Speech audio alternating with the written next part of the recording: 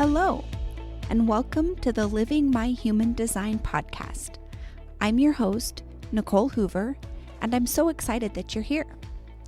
I have been on a self-healing journey since my early 20s, and when I discovered human design in January of 2021, I felt like I had finally found what I had spent the last 20 years searching for.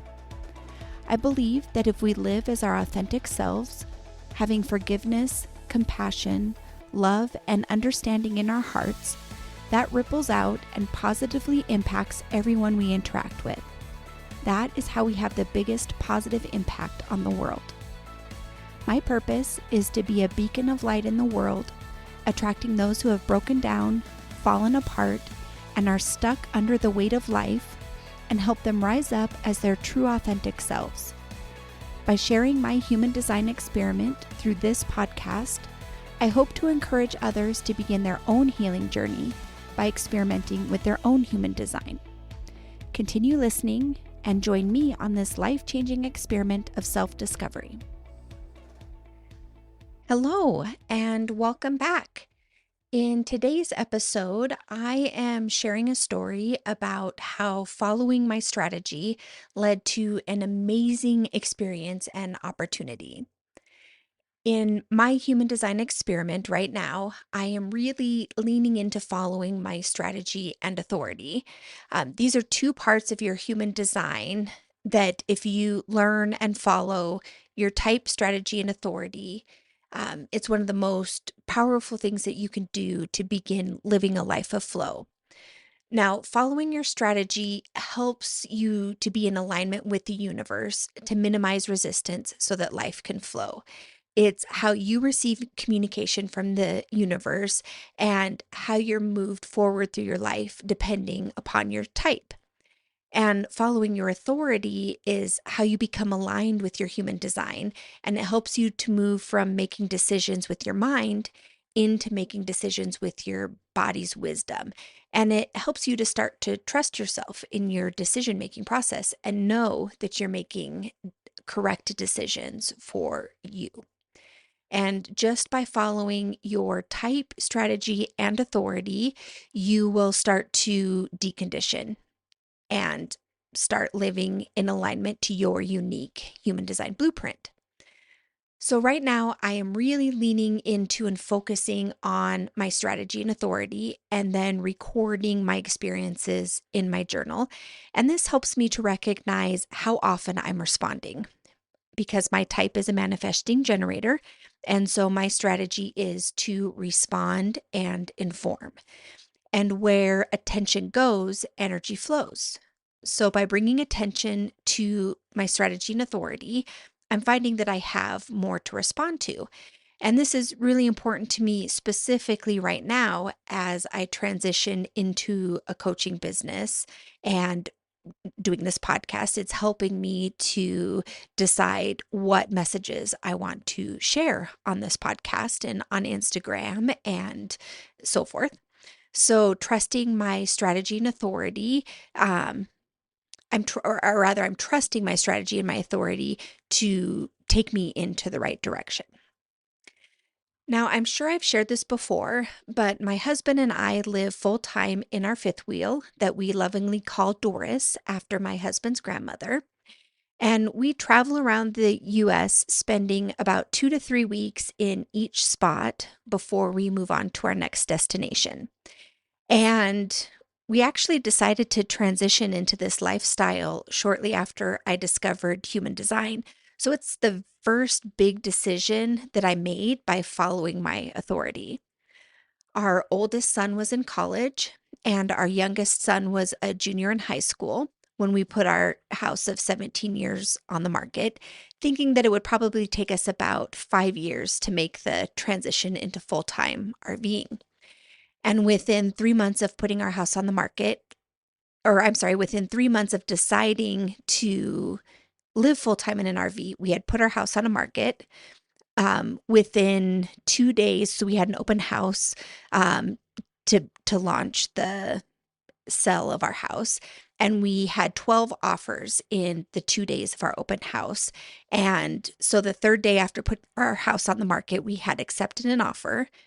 And the following month, we moved out of our house of 17 years.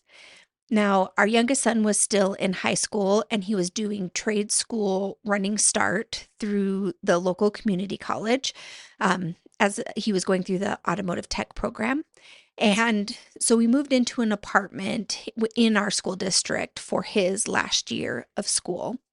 And then once he finished school, my husband and I moved back to my home state of Montana. And this was the summer of 2022. And within a month of moving to Montana, we bought our truck and our fifth wheel. And then March of this year was when we started being mobile. So we've been living this mobile lifestyle since March of 2023.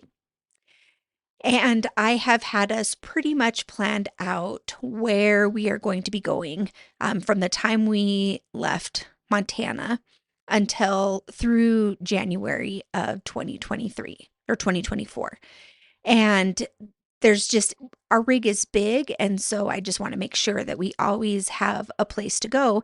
And this is a pretty popular lifestyle right now. There's a lot more people who are living full time in their RVs. And so we had made the decision that we were going to go to Las Vegas for a couple weeks at the beginning of September before we headed to the Grand Canyon for a couple weeks, because neither my husband nor I had ever seen the Grand Canyon. And as it was getting close to the time for us to head to Las Vegas, we were checking out the campground or the RV park that we were going to be staying in, and we realized that it was in a really sketchy neighborhood, which kind of was making us a little uneasy. And we had been to Las Vegas as adults a couple years earlier, and we did the whole gambling thing, but that wasn't really our style for this trip. We were planning on kind of exploring the outdoors activities that Las Vegas has to offer. My little sister was actually born in Vegas. So in the late 80s, I spent a couple of summers in Vegas. And I remember that we used to go hiking up on, I think it was called Mount Charleston, and the pine trees smelled like vanilla. And so I really wanted to go back as an adult and hike in that area and see if the pine trees still smelled like vanilla. But that was really the only thing that was bringing us to Vegas. So, on a whim, we decided that, let's kind of take the next 10 days as we head to the Grand Canyon and just kind of wing it and take our time getting down there and just see what that's like. And so we took off from our home base in the Bitterroot Valley, and we spent our first night at a boondocking at a reservoir that was just a little bit south of Dillon, Montana. And it was super windy there. There were no hookups or anything like that. And there wasn't really a whole lot to go and do, especially with all the wind that was there. So we spent the night at this reservoir. It was absolutely gorgeous, though. It was very, very pretty. And then we decided to continue on to Provo, Utah, in response to my dad telling us that their downtown area was really cute and that if we're in Utah, we should check it out. Well, I had just come back from a retreat in Mexico, and shortly after I got back, I came down with a really bad cold, which I generously shared with my husband. And so we hung around in Provo for a few days so that he could relax and heal. And we took a drive through the Provo Canyon, which was absolutely gorgeous with all of the leaves turning their fall colors. And it was really, really pretty. But while we were in Provo, we decided that it would be really cool to boondock at Lone Rock Beach for a few days. And it's all free, or I guess it's not free, it's dispersed camping, but it's really inexpensive. And some of the RV YouTubers that we have watched have spent some time there, and it just looked absolutely gorgeous. And we decided once my husband was feeling a little bit better that we would go and spend 5 days at Lone Rock Beach on Lake Powell.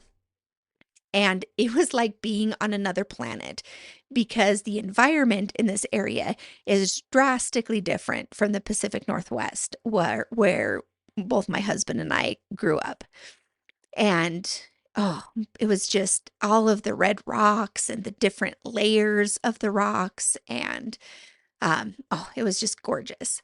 And we did some activities while we were there. So we still have a business that my husband and I run together. And so during the day we work, but if it's kind of a slow day, then we venture out. And so we went and we checked out the Glen Canyon Dam and we walked around the chains. We hiked in to see a hanging garden that was close to the dam. And we kayaked around Lone Rock. We have a little inflatable canoe, and Bailey, our wiener dog, absolutely loves to join us in this canoe. Well, I guess the jury's out on that. She seems like she enjoys it, but then there's also a part of her that just sits there and shakes the whole time we're in the canoe. But anyways, we were thoroughly enjoying our time here. My husband was starting to feel better. And on our third evening at Lone Rock Beach, my sister texts me and she's like, "Oh my gosh, you have to go to Antelope Canyon. It is just the most beautiful, breathtaking, mind-blowing place I've ever seen. My aunt and uncle took us there when I was really little, and she's my half sister.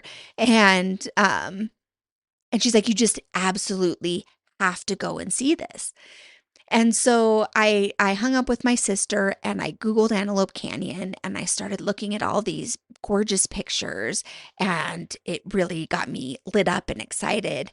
And I was showing them to my husband and he's like, "Oh yeah, we got to go check that out." And so the thing about Antelope Canyon is it is on the Navajo reservation. So you can only go into Antelope Canyon with Navajo guides. And I was looking around online and I found 3 or 4 different companies that do tours of either Upper Antelope Canyon or Lower Antelope Canyon. And all of the reservations were booked. Everyone that I was looking into was booked, or we could only get 1 ticket but not 2 tickets. And I was feeling a little bit discouraged, but it was late at night, so I was like, okay, well, we'll go to bed and I'll check again in the morning and see if I can find something that's available. So we go to bed, and the next morning, after my morning routines, I hopped online and I was looking for tours again into Antelope Canyon. And I found this company that was called the Mystic Antelope Canyon Tours. And it wasn't a tour of the crowded upper or lower canyon. It was a newer company that was offering tours. They'd only been doing it since 2019. And it was a 2.5 hour tour, which was twice as long as the other ones that I was looking at. And they actually had some openings. And I absolutely love the name. I mean, Mystic, hello, that's right up my alley. And so I booked the tour for Saturday, and then we were leaving for the Grand Canyon on Sunday. And we had to get to the tour 30 minutes early. And it was about a 20-minute drive from us. And we actually ended up arriving about 40 minutes early. And so did all of the other people who were going on the tour as well. So there were only 7 people who was doing this tour of Antelope Canyon. And we all got together and we were starting to visit and we were sharing where we were from. And there was a German couple who was here visiting, and the husband was actually from the Tri-Cities of Washington. And then there were 2 ladies from Southeast Arizona that were hiking together, and one of them was from Ephrata, Washington. And then my husband and we raised our kids in Eastern Washington. So it was a very interesting synchronicity that 4 of the 7 of us who were here in Page, Arizona at Antelope Canyon had ties to Washington State. And so we keep talking and visiting. And I mentioned that my husband and I live full time in our RV and that we travel all over the US. And then Lynn and her friend from Southeast Arizona tell us, oh my gosh, you guys have to come and visit us. We live in the best kept secret of Arizona. The southeast corner that we live in, it's about an hour outside of Tucson. And you can see the beautiful rock formations in the Cochise Stronghold from our property. And we have the darkest nights where you can see the stars so vividly and you can see the Milky Way. And we also just happen to have full RV hookups. So you should come for a visit, free of charge. We'll show you all of the amazing hiking trails in the stronghold. And we know all the most beautiful spots. And there's hardly anybody hiking in these areas because it's the best kept secret of Arizona. And then this beautiful soul that I had just met gave me her address so that we can come and visit her for free while we're staying in Arizona for the winter.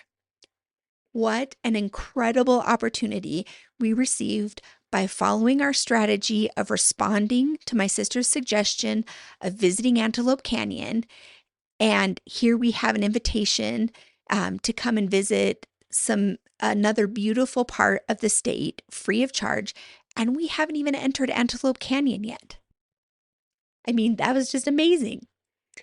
So our Navajo guide comes up. His name was Lee Vander, and he was a super laid back, just very knowledgeable guide.